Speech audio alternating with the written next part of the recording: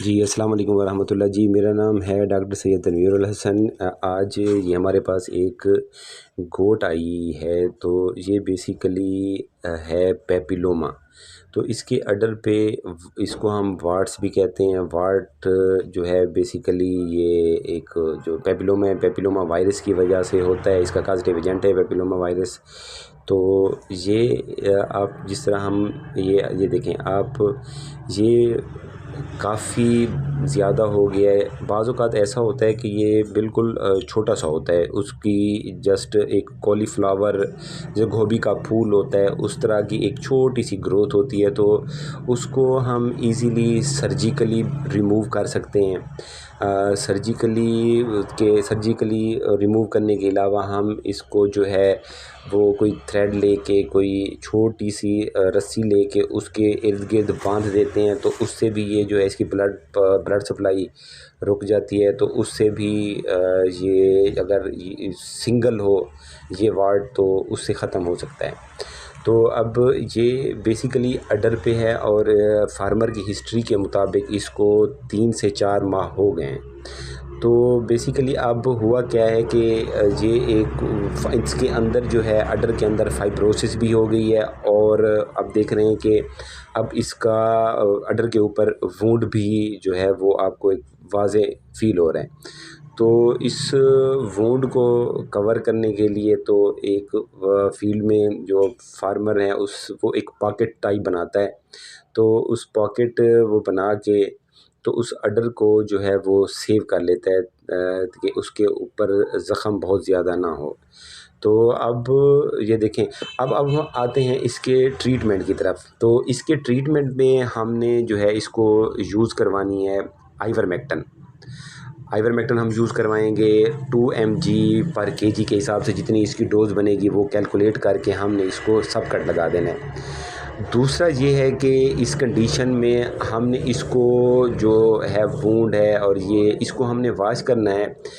10% हमने सॉल्यूशन बनाना है salicylic acid का। तो इसके साथ हमने दिन में 2 दफ़ा इसको वॉश करना है।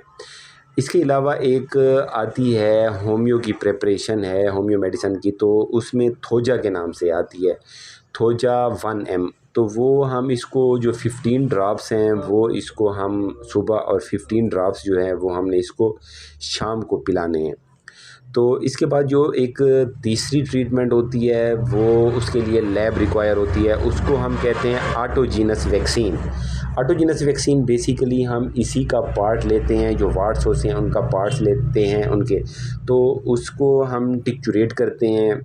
इसके बाद नॉर्मल सलाइन मिक्स करते हैं, फ़िल्टर करते हैं। फ़िल्टर करने के बाद हम उसको सब कट लगा देते हैं। तो ये इसको इस तरीके से भी इसको ट्रीट किया जा सकता है। इसके बाद जो फील्ड में हम बहुत ज़्यादा यूज़ करते हैं वो ऑटो इम्यूनाइजेशन है। ऑटो इम्यूनाइजेशन में हम जो है वो इसका ब्लड लेते हैं, और उसका ब्लड लेके उसी एनिमल को हमने इंजेक्ट करना होता है। तो जो बड़े एनिमल्स हैं उसमें हम 20 ml ब्लड ले लेते हैं, और 10 ml उसको सब कट लगा देते हैं, और 10 ml इसको IM लगा देते हैं। तो इसका लगाने का तरीका ये है कि इसको पहले दिन पे लगाना है, फिर 7 दिन के बाद, फिर हमने इसको 14 दिन के बाद लगाना है। तो उसमें हमने ये देखा है कि फील्ड में काफ़ी हद तक रिकवरी मिल जाती है। अब इसमें हमने क्या किया है, ये गोट है, गोट में हमने निकाला है टोटल 5 ml जो इसका ब्लड निकाला है। तो 2.5 ml हमने इसको लगा दिया सब कट, और 2.5 हमने इसको लगाया था IM ना। तो इसके बाद ऑटो इम्यूनाइजेशन जो है वो हम लाजमी फील्ड में करते हैं।